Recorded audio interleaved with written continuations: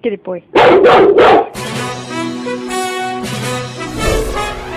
We interrupt whatever the fuck you were doing to bring you the special editorial. You know the deal, and of course you know the drill. It's me, Shaka Pitts, aka Spitz McMahon, the voice of Baltimore hip hop, Battle Scenes PD Green. I'd like to welcome you to another edition of Shock Value / Coach's Corner. This is a twofer. Yeah. Shout out to pitfights.tv, all the battle groups out there in the Matrix and Facebook and so forth and such.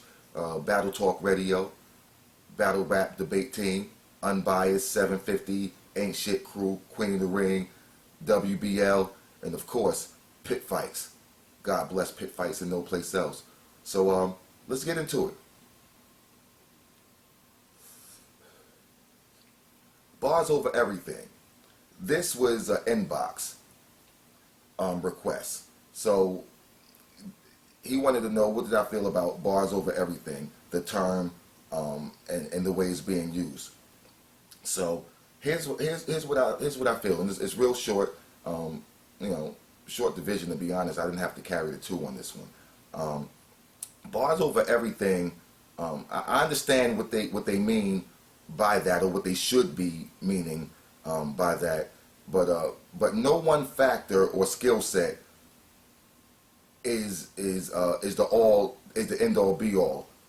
You understand? So there's more than one aspect to winning the battle. So bars over everything, the way I perceive it to be meant from the core, is that lyrical substance and content, over buffoonery or exuberant performances and things of that nature. So that what it should be meaning, again, or what it means to me, is that the lyrical substance is and thought process and those type of things are outweighing anything else for those people, and that's cool. I'm all right with that. Pardon me, got to reset my screen. So I'm all right with that, but again, it's not, no one thing is the end all be all, and the problem is that sheep have access to shepherd's tools. That's the problem. That's the problem. And sheep aren't meant to be heard. They're meant to be herded. So we have a lot of people using the term wrong. Or they're uneducated, so the way that they use it, or the way that they perceive it, or what they perceive it to be to mean is wrong in my in my professional non-humble opinion. I think it's wrong. And most can't even describe what a bar is, to be honest. I don't know if you'll get 5 people to say what a bar actually is. And all have the same answer. But FYI. To be honest, a bar is a musical measurement of time, if you want to get really specific about it. But we do what we do as urban Americans, and we bastardize the term, and it is what it is. So we use it how we how we use it, but it's still at the core of the way it's being used now. I think it's being used wrong, because a lot of people are using it to mean like I said, there is is bars. All you gotta do is have bars, and that's it. And that's not it. It's more to it than that. But at the core, I do understand it, but I think it's being delivered wrong by some people and perceived wrong by most people. So that's what it is. I don't knock the intention, but I definitely have an issue with the way it's being utilized by the majority of the battle rap community. So that's my take on the bars over everything term or phrase, and that's what it is. So this is another reason I created the Pit Scorecard. So let's get into Tay Roc versus B Magic. Round 1. B Magic has some good wordplay. I like the first part of his round. But I felt he sort of lost a little steam. Felt like he lost a little steam toward the end of that round. So, but it was a good round for him. He started off really dope. He was really clever and Thought he was dope. And on the pit scorecard, he had a 16 in that round as a total, and it broke down to a 4-2-4-3-3 for the categories. So it was a 4 in rhyming, a 2 in performance, a 4 in thoughts and schemes, and a 3 in flow and cadence, and the 3 in hits. So he had a 16. All right. So, and I'm going to show you the pit scorecard as we go along. You'll be seeing that. I'll actually show you that. So let's move on to Tay Roc. I like Roc's. He had some good shit in this round. I like the Rock Steady line. I like the BP line. He had a lot of presence. His performance was was up there. I think he thought very well in this round. But I think Magic was more clever, but Roc was hitting more. So I actually gave Roc that round with a score of 17, and that broke down with 4-3-3-3-4.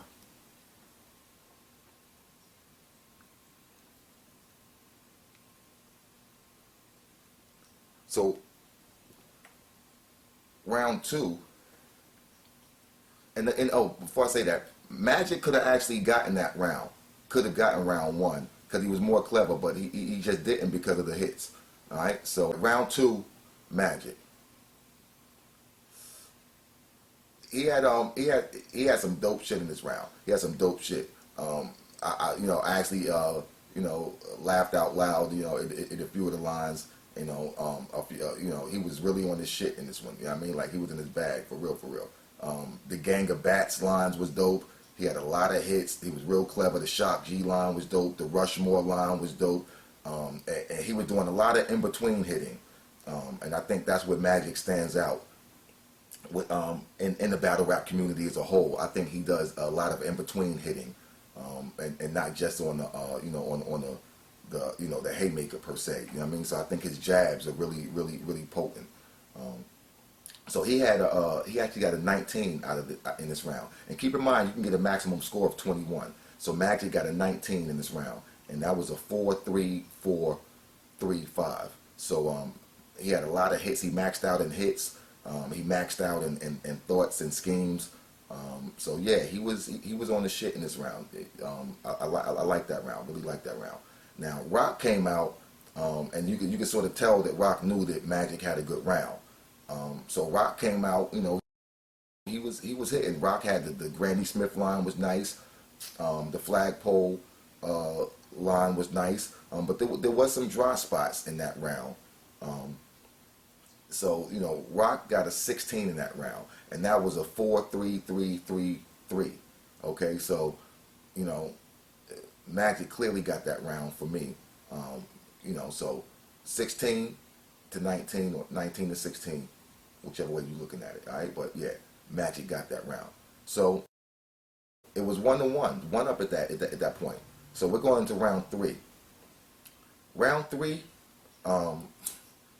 Magic was again in his bag. He had a lot of good lines, a lot of in betweens, a lot of hits on the ones and the threes, and not just the twos and the fours. So he was doing a lot of hitting. The Illustrate line was dope. I laughed out loud at that one. The School of Rock was bananas. The I Wanna Rock Right Now was done really well. I like some of the cadence changes he did in that round. The thought process in that round was very, very dope. And by the way, there was no need to run back the Kelly Price line. I'm glad he didn't, because I got that from the door. So I'm glad he didn't. Some of us don't need our intelligence insulted with that. Running back shit. So I like a motherfucker to keep moving. You know what I mean? But that's just me. That's just me. But I got that from the door. And also the one arm like Swave Sever, that was bananas too. So again, that was a 19 in that round. 4-3-4-3-5 in that round. All right, so he maxed out in hits. I